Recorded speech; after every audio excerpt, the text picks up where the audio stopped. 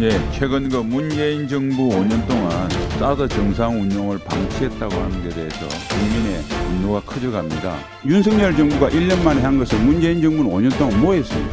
자기들이 무능하다고 광고합니까? 결론적으로 문재인 전 대통령은 가장 치명적인 위협인 북핵 위협으로부터 우리 국민을 보호할 수 있는 사드 운용을 정상적으로 운용되는 것을 방치했습니다. 이는 국민의 생명과 재산을 보호한다는 헌법이 대통령에게 부여한 제일 중요한 임무를 외면한 것입니다. 최악의 직무유기입니다. 문 전 대통령은 한 번도 경험해보지 못한 최악의 국군 통수권자였습니다. 예, 최근 문재인 정부 5년 동안 사드 정상 운용을 방치했다고 하는 데 대해서 국민의 분노가 커져갑니다. 이에 민주당은 5가지의 또 해괴한 왜곡된 논리로 국민을 쏘기를 하고 있기 때문에 제가 사실관계를 말씀드리겠습니다. 첫 번째가 문재인 정부가 사드 환경영향평가를 뭉갤 그 어떤 이유도 없었다고 강변하는데 사실은 크게 3가지 이유가 있습니다. 먼저 환경영향평가를 하게 되면 민주당발 사드 괴담이 거짓으로 판명이 됩니다. 또한 중국에게 우리 주권을 양보한 3불 1한이 계속 유지하기 어려워집니다. 그 다음에 또 북한이 그토록 싫어하는 사드 기지가 정상화되면 차후 북한과 가짜 평화쇼를 벌이기 어려워집니다. 두 번째 주장이 사드의 주장비인 레이더가 가동됐기 때문에 사드 전체가 정상 운용됐다고 하는 궤변입니다. 이는 군사적 상식을 모르는 무지의 소치이거나 대국민 거짓말입니다. 무기체계의 정상 가동이라고 하는 것은 일반적으로 주장비뿐만 아니라 보급, 수송, 시설 그리고 장비를 운용하는 장병들의 기본권이 보장되어야 정상 운용됐다 이렇게 이야기합니다. 그런데 사드 기지는 시대로 인해서 이 모든 것이 정상적으로 작동하지 못했습니다.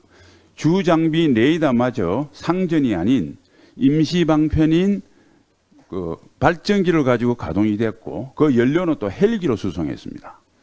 그리고 주한미군이 사드 기지 3대 정상화 조건으로 제시한 것이 추가 부지 공여, 상시 지상 접근 보장, 그리고 환경영향평가인데 문재인 정권 동안 하나도 이루어지지 않았습니다. 그래서 당시 미 국방부 장관들이 매년 이 문제를 공식적으로 제기했습니다.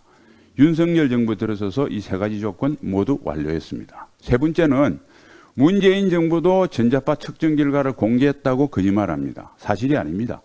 문재인 정부 동안 27번 측정했는데요. 초기 2번은 공개했습니다. 그런데 그 결과가 인체에 무해하다는 결론이 나오니까 25번 그 뒤에는 공개하지 않았습니다. 네 번째는 주한미군이 사업계획서를 2019년 3월에 제출했기 때문에 늦었다.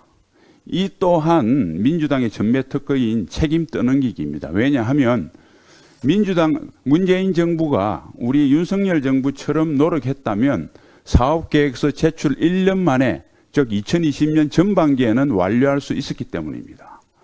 마지막으로 주민 반대 때문에 안 됐다고 그럽니다. 그러면 앞으로 아무리 중요한 국책사업도 주민이 반대하면 손 놓고 있어야 됩니까? 윤석열 정부가 1년 만에 한 것을 문재인 정부는 5년 동안 뭐 했습니까? 자기들이 무능하다고 광고합니까? 결론적으로 문재인 전 대통령은 가장 치명적인 위협인 북핵 위협으로부터 우리 국민을 보호할 수 있는 사드 운용을 정상적으로 운용되는 것을 방치했습니다. 이는 국민의 생명과 재산을 보호한다는 헌법이 대통령에게 부여한 제일 중요한 임무를 외면한 것입니다. 최악의 직무유기입니다.